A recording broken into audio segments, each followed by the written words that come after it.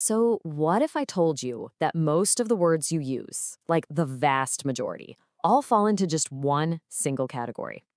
That's what we're digging in today. The absolute foundation of our language: nouns. Okay, let's kick things off with a pretty big question. Just take a guess. How many words do you think are in a regular, everyday dictionary? Are we talking, thousands, tens of thousands? What do you think?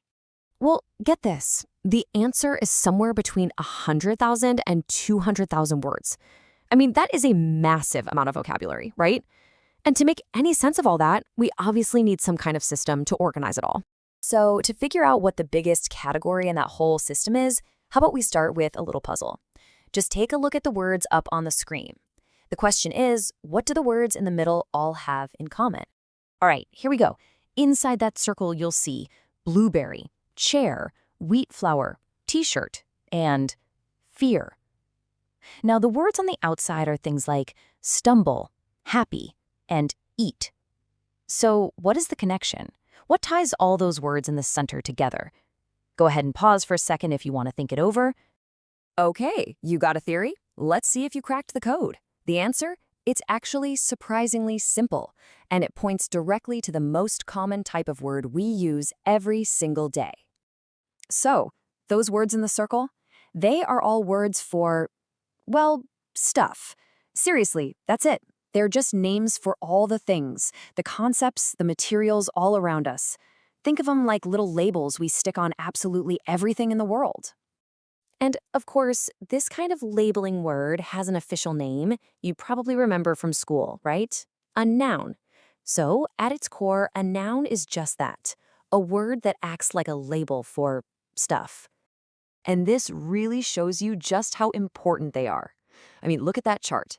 Nouns make up the single largest category of words in our language. They're the biggest part of speech. But why? Well, it's pretty simple. Our world is just so full of things and ideas and people that all need names. In fact, think about it.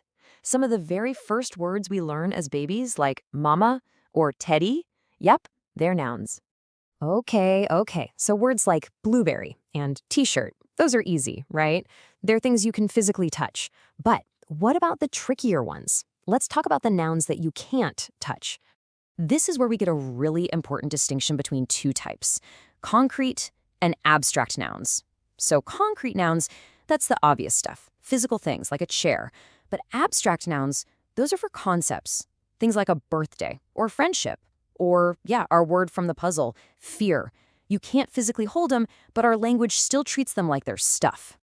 And that brings us to our next little puzzle, right? In our first example, fear was a noun, but happy wasn't. But they're both feelings, so what gives?